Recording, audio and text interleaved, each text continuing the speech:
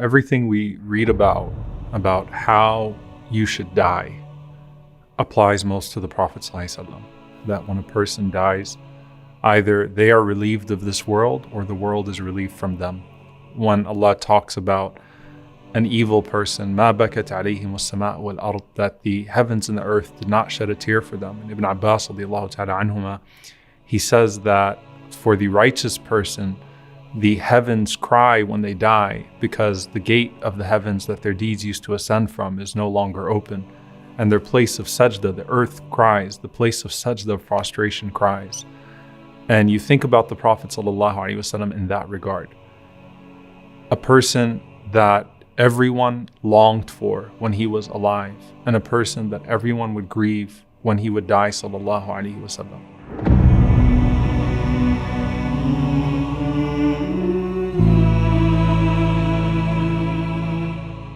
If you're in Medina at that point, your entire life revolves around the Prophet sallallahu alaihi wasallam.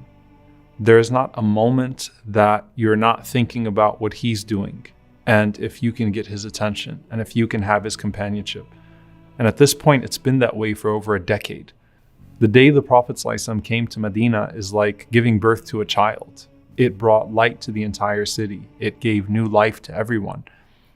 And there's a scene, even in the Battle of Uhud, right, where it was shouted out, just suggested that Muhammad ﷺ was killed.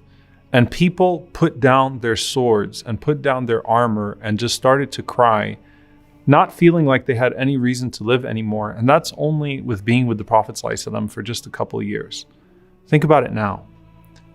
You're in this situation where you're sitting in the masjid and there's all of this anxiety about whether or not the Prophet ﷺ is going to come out. And inside of yourself, you feel like he's not really going to die. You know, it's inevitable. He's a human being, sallallahu alaihi wasallam, but he's not really going to die. He's going to make it out of this because he has healed so many people, sallallahu alaihi wasallam. How many people were about to die and the Prophet sallallahu alaihi wasallam made dua for them and they lived? He's not going to die yet. There's still so much more to go. The story still has so much to unfold in front of our eyes. And how befitting is it that the last sight of the Prophet sallallahu alaihi wasallam is a smile.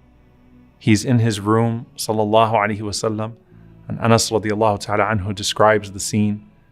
We're praying and you see the Prophet sallallahu alaihi wasallam draw his curtain and he smiles, tabassama dahikan.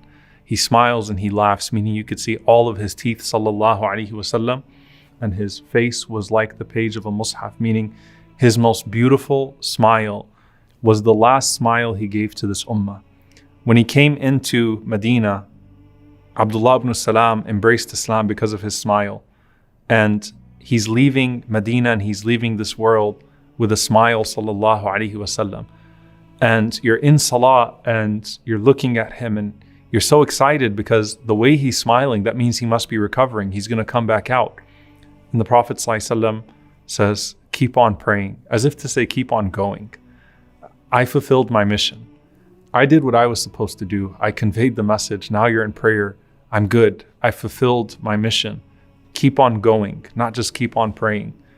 And he closes the curtain, sallallahu alaihi wasallam. And at that point, you're in the masjid and you just have a lot of anxiety. What's happening in his room, sallallahu alaihi wasallam, is that this time it's not Aisha radiallahu anha's head in his lap. This time it's his head in her lap. And Aisha radiallahu ta'ala anha is describing the severity of the fever of the Prophet sallallahu alaihi wasallam. And he's saying, La ilaha illallah, inna lil mawti sakarat. La ilaha illallah, verily, the closing of death, the coming of death, and the last moments of this world are difficult. And Ibn Mas'ud radiallahu ta'ala anhu, he said that the fever of the Prophet sallallahu alaihi wasallam was hotter than anything he had ever felt. And while he's in her lap, the Prophet sallallahu alaihi wasallam sees her brother, Abdurrahman, and he has a siwak. And Aisha radiallahu anha knows that the Prophet sallallahu alaihi wasallam is looking at it. So Aisha radiallahu anha says, do you want me to get that for you? And the Prophet sallallahu alaihi wasallam, he nods. So she gets the siwak and she chews it and she gives it to the Prophet sallallahu alaihi wasallam. and the Prophet ﷺ brushes his teeth for the very last time. He used to use the siwak ﷺ for every prayer, for every single salah, to prepare himself for his conversation with his Lord.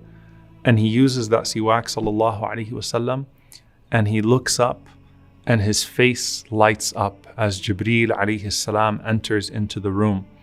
And Jibreel alayhi salam gives him that choice to either live with eternity in this world, as long as this world exists, or to be with the highest companion.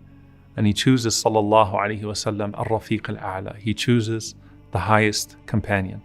And he continues to look up and he continues to say, rather I choose ar-rafiq al-a'la, the highest companion, until Aisha radiallahu ta'ala anha says that the hand of the Prophet ﷺ comes down and his soul leaves his body sallallahu alayhi wasallam. And she says that this beautiful scent filled the room immediately. You know, when the righteous soul is being taken away, the angels come with a kafan, with a shroud of perfume. How would it be the angels and the shroud of the Prophet sallallahu alaihi wasallam, that scent? And so the perfume of it filled the entire room, and it was the most beautiful scent that they had ever smelled. And Aisha radiallahu ta'ala anha cries out. At this point, as you're sitting in the masjid and you hear Aisha radiallahu anha shout, and you hear Mata Rasulullah, Mata Rasulullah, Mata Rasulullah, that the Prophet ﷺ has died, that the Prophet ﷺ has died, that the Prophet ﷺ has died. And you're sitting in the masjid staring at that curtain, wondering if he's going to open it again, or if this is all just a hoax, or if it's like Uhud where we thought he was dead, but he wasn't really dead. We've been through things like this. He's going to come out now. This can't be real. And every single person is looking at that curtain and looking around, and some are coming to terms with it at different points, and they're crying at different points. Some are still in disbelief. You're looking around and you're seeing Ali radiallahu ta'ala anhu, so eloquent, and Ali can't speak. You're seeing Uthman radiallahu ta'ala anhu, and Uthman can't stand up. And Umar radiallahu ta'ala anhu saying, who said that the Prophet ﷺ died? You're lying, you're causing fitna. This is not true. Of course the Prophet ﷺ is not dead. The Prophet ﷺ is going to come out. You're a hypocrite, don't cause fitna. He couldn't come to terms with it radiallahu ta'ala anhu. And those words, Mata Rasulullah, that the Prophet of Allah is dead, they stung every single person in the masjid. And then Abu Bakr radiallahu ta'ala anhu stands up. And Abu Bakr radiallahu ta'ala anhu reminds the people, whoever used to worship Muhammad sallallahu alaihi wasallam, then Muhammad sallallahu alaihi wasallam is indeed dead.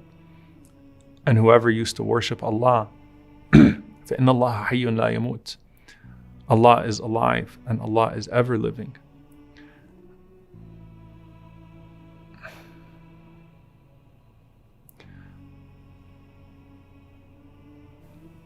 The sentiment, if you could imagine every single person in a community losing the most beloved person in the world to them, and what that would do to them. If you imagine an entire community of people and everyone's child died at the same time, the most beloved person in the world to every single person in that masjid just died. And they all have to come to terms with their individual pain. And everyone has to now go to the house where they had the Prophet ﷺ as a guest. They have to pray in the masjid with the Prophet ﷺ no longer leading them. They have to celebrate without him.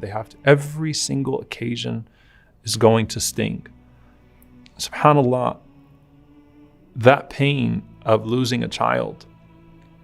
There's actually a hadith where the Prophet ﷺ says, as he's talking about the reward for the parents that put forth a child, and some of the Sahaba say to the Prophet ﷺ, Ya Rasulullah, as you're talking about this reward, what about those who have never been tested with the loss of a child?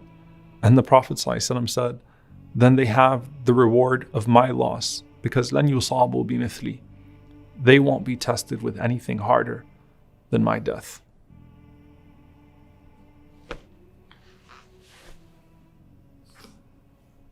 صلوا عليه صلوا عليه